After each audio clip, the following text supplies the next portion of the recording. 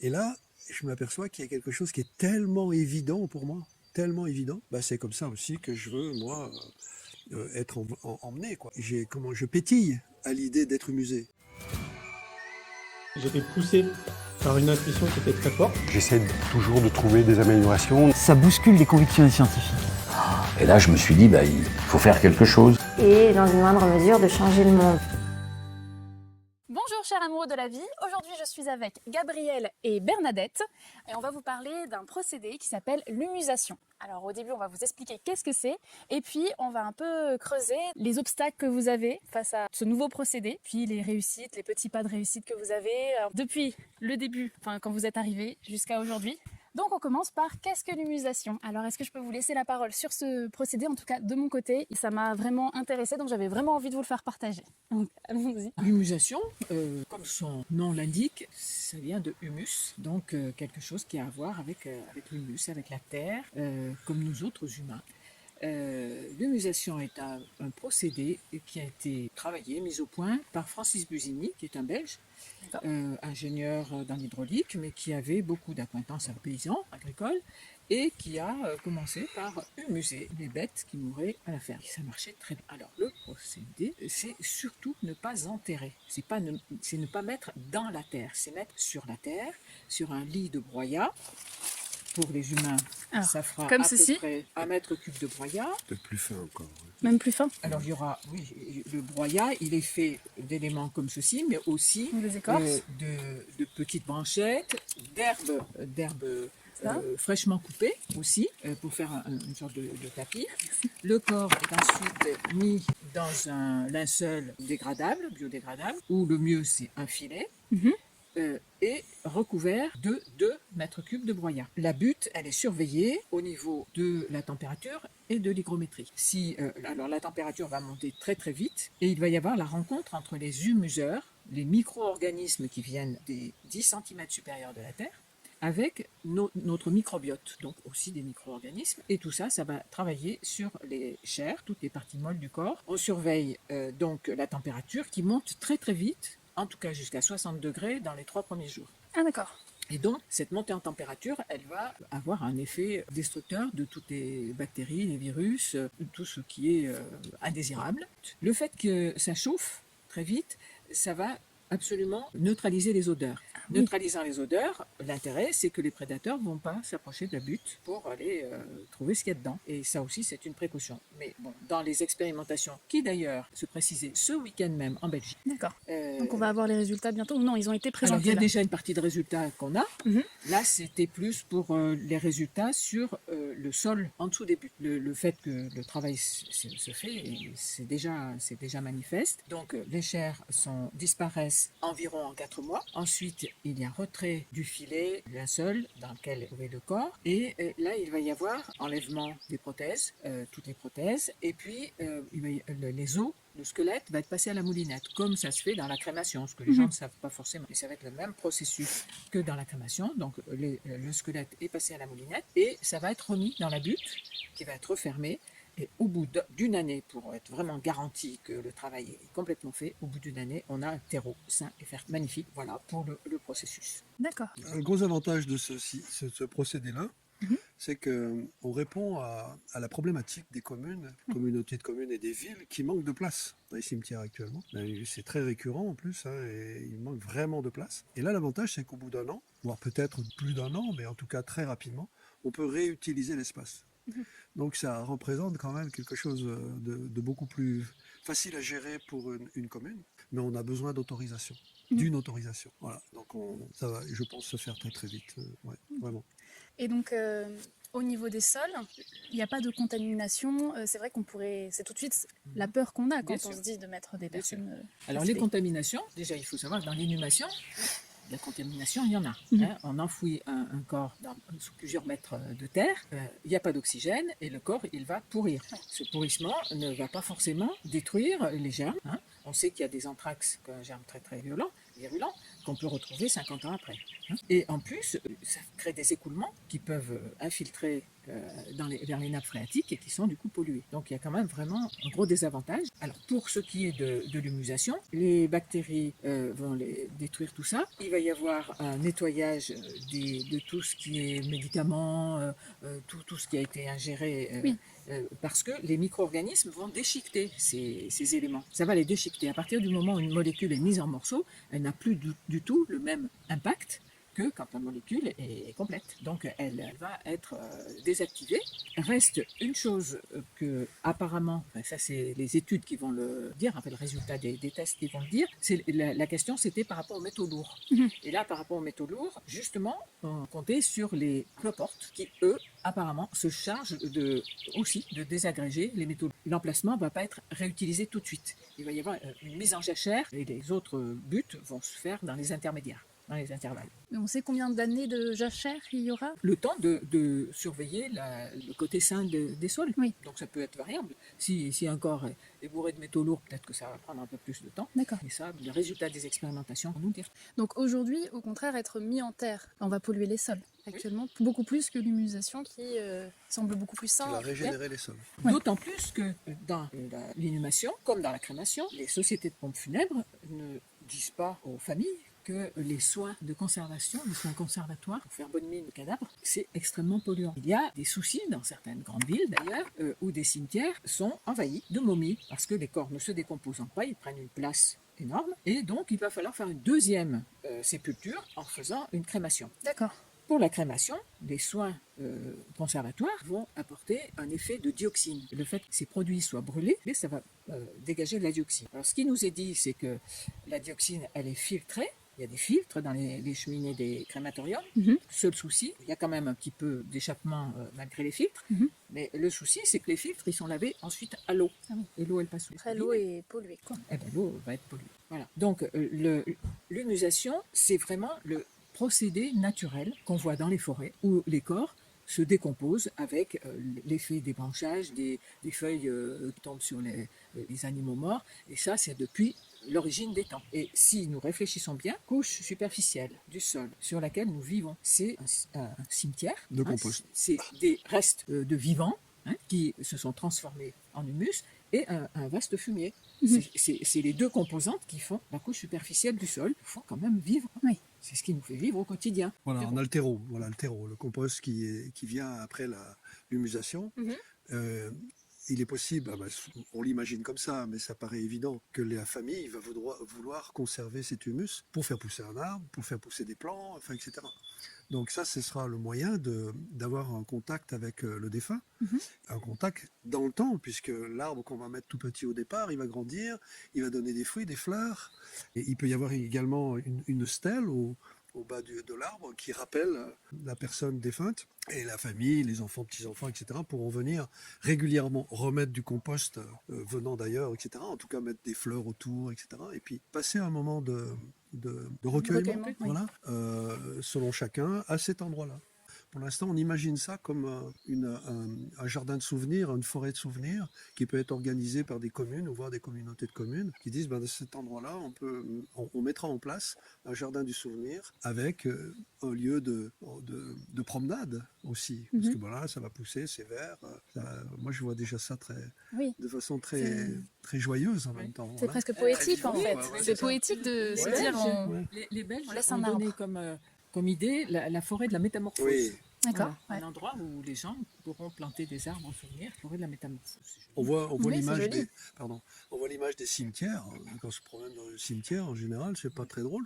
Donc là, non, c'est vraiment du vivant qui continue à pousser à travers les arbres que les familles auront choisi. Alors, on imagine qu'il y a différentes espèces. Et puis un jour, 40 ans plus tard, on peut avoir un magnifique chêne. Ou un pommier, des et fruitiers. les petits-enfants, ils pourraient manger des pommes de mamie. Ah oui. Les compotes de mamie. Les on compotes disait. de mamie, les confitures Ouais, de mamie. Ouais, c'est joyeux, quoi, en fait. Bah oui, Ouais. finalement. Moi, ça me En fait fait, envie. les communes ont pris conscience de ça. Nous, on a pris contact avec la commune de Grenoble. Il y a aussi d'autres communes ailleurs, plus ou moins grandes, qui ont dit, bah oui, on a vraiment un problème de place, on a un problème de pollution. Ils le savent très très bien. les gens qui s'occupent de ça, et c'est plus qu'évident pour eux. Et cette idée de fonctionner autrement et de se faire inhumer autrement, c'est une troisième proposition en fait. Et en France, hein, c'est pas obligatoire de passer là-dedans. Non, avec ce système, ça offre une opportunité de se dire, après la mort, il y a la vie qui continue. Oui, Tu vois. il y a un petit côté un cycle Ouais, qui un passe. cycle c'est- qui tout se à fait perpétue, dans comme dans la le forêt, comme disait Bernadette tout à l'heure. Je trouve ça vraiment, vraiment chouette. Puis nous, on est ravis de pouvoir mettre ça en place et de le proposer bientôt, parce qu'on sera peut-être, enfin pas peut-être, on sera le premier centre d'humusation en France qui pourra être copié pour le proposer dans n'importe quelle commune. Génial. Donc Oui. nous, on travaille sur l'ensemble, c'est-à-dire les bâtiments, qu'est-ce qu'il faut, le personnel, la formation, les composteurs, les maîtres composteurs spécialisés dans l'humusation, etc. Donc tout ça se met en Qui place seront petit à petit. au Avec soir. une formation avec une grosse base d'éthique. Mhm. Ça nous tient à cœur que tous les personnels d'un centre de mise en humusation soient avec une bonne formation. Et justement, comment vous êtes rentré dans ce projet? Quand est-ce que vous avez découvert, vous, chacun, l'humusation? Je rencontre Francis Busini au Salon Prime Vert, qui venait d'écrire son livre, Le plaidoyer pour l'humusation. On a un très bon contact et il est en quête d'ambassadeurs pour porter ce plaidoyer. Et puis, après ça, il y a eu des contacts qui se sont multipliés et il y a eu la création d'une association française faisant le pendant à la fondation Métamorphose belge, Humusation France, qui est, elle, beaucoup dans le vouloir faire légaliser l'humusation. Un travail en direction des élus, d'information aussi dans le public. Enfin, moi, je suis à la fois ambassadrice de la Fondation Métamorphose, je suis au conseil d'administration d'Humusation France, mais bon, j'ai travaillé aussi dans un petit groupe pour travailler le concept d'un centre de mise en humusation. C'est des choses un petit peu différentes, mais ce que je pense, puis vu mon âge, même si je dis que si je ne suis pas humusée, je ne meurs pas. Je rigole d'avance. Je Malgré- connais la formule. C'est mon slogan. Il n'empêche que je préfère préparer activement ce moment-là. Et au cours d'une rencontre, je rencontre Gabriel et on échange sur ce qu'on fait les uns les autres. Et moi, je parle d'humusation et Gabriel. C'est exactement ça fait pouit. C'est ça? Qu'est-ce que c'est que ce truc? Moi, je suis très proche de la terre, je me suis occupé d'abeilles, c'est quelque chose qui m'a intrigué. Déjà le mot. Humusation, c'est quoi? Donc, Bernadette m'en parle un petit peu, et puis, de mon côté, je me renseigne. Donc, vous pouvez le faire aussi, c'est humusation.org. Et vous allez voir les vidéos qui sont proposées par le site.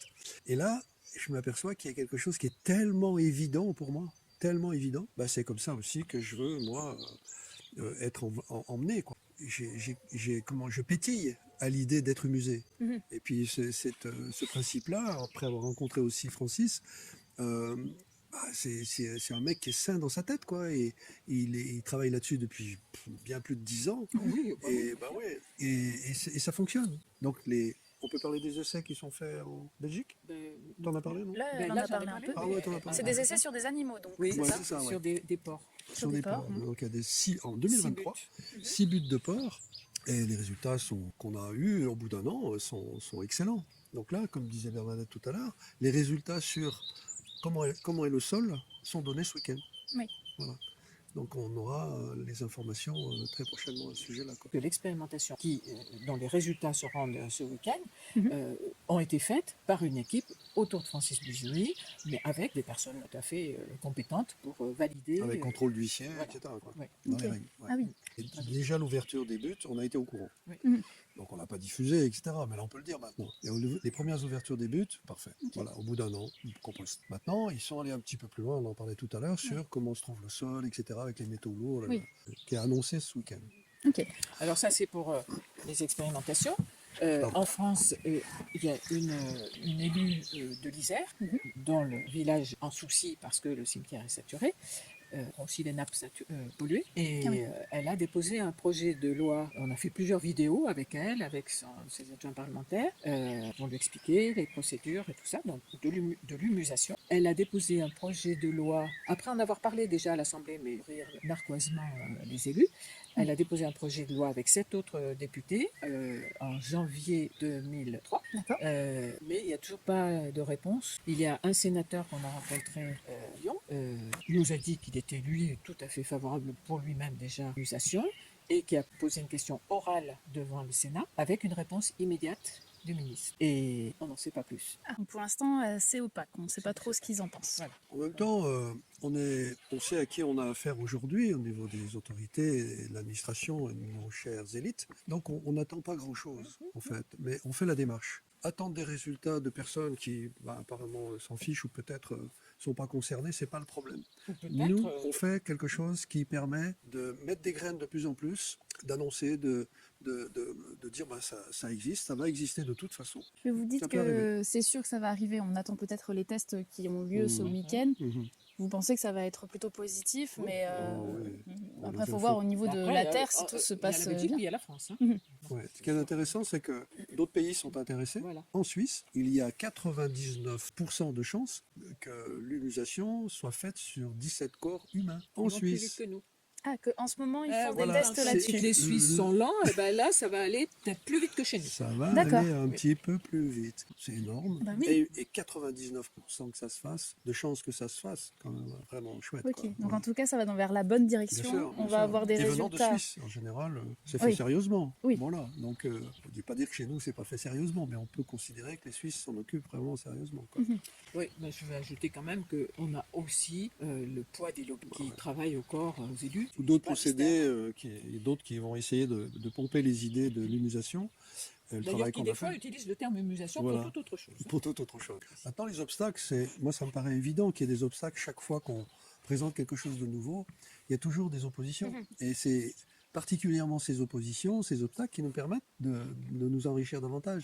Que ce soit même dans la vie privée, la vie de tous les jours, la vie en société, c'est ça qui nous aide à avancer. Ah, bah, Donc, c'est exigeant. Hein, Ouais, ça- ouais, ça et nous c'est plutôt faciliter. merci pour eux, quoi.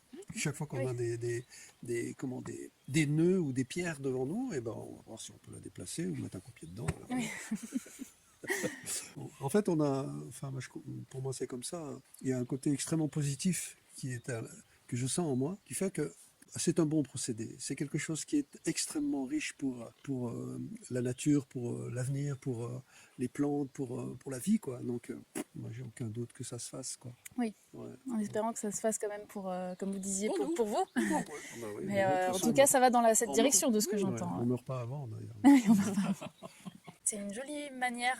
Moi, justement, je voulais vous faire découvrir parce que je trouve que c'est poétique. Il y a quand même ce temps de recueillement avec l'arbre, avec tout ça. sûr. Et finalement, on se dit, mais c'est presque. Ouais, c'est naturel. C'est le travail qui se fait dans la forêt. Et que la terre, la nuit presque des temps. depuis la nuit des temps, oui, c'est organisé de telle façon à pouvoir nous reprendre, en fait.